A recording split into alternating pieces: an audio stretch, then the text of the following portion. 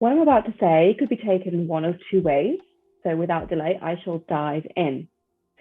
Your team is a reflection of you. And here's why. Our outer worlds are a reflection of our inner world. How we experience life is directly impacted by what is going on internally. Our mindset, our thoughts, beliefs, and values. They literally create the lens through which we see the world and see and interpret other people and their actions and their behaviors. So this can be both a blessing and a curse, because you could have a really healthy mindset, be an incredible positive thinker, and not see the true reality of what's going on out there with your team. On the flip side, you could feel really worn down, weary, feeling like an imposter, carrying around any other limiting beliefs that don't serve you or your team, and experience your team and the practice as something way more negative, where things always go wrong. Let's make this real. If you're a perfectionist, you could easily experience other people as not living up to your standards or make it impossible for them to do so, because perfectionism is associated with unrelenting standards. You may think, if you want something doing right, do it yourself. And therefore unconsciously view your team as slightly incompetent or even lazy, simply because they do things slightly differently to you, but the perfectionism lens doesn't let you see that different could be good.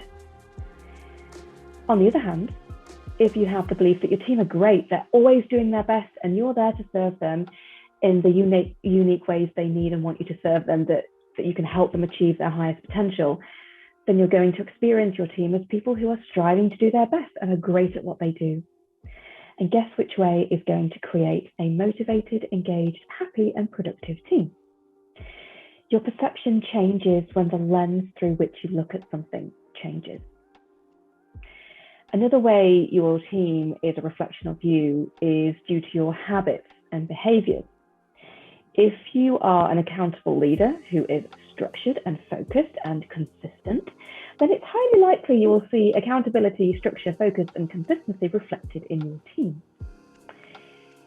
If you are not very good at timekeeping, you get overwhelmed quite easily, or don't prioritize self-care, it's highly likely you will see this occurring in your team. Not in exactly the same ways, perhaps, but it will definitely be there.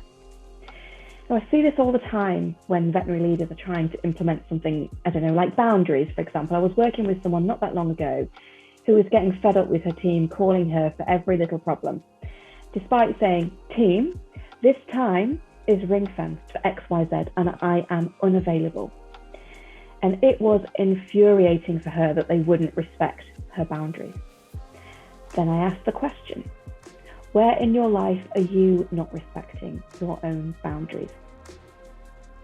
Once she recognized that, everything changed, and miraculously, without doing anything else, her team began respecting her boundaries. So, veterinary leader, does your inner world need a good old health check? It is invaluable to have someone who can show you what you can't see yet, to unravel how you experience the world and create shifts, to open up new possibilities and opportunities that you never thought were possible before. And I do exactly that. My name is Rachel. I'm the founder of Simply Veterinary Coaching, and I've been working with the veterinary profession now for 9.5 years. And I specialize in professional and personal growth coaching for leaders in the veterinary profession.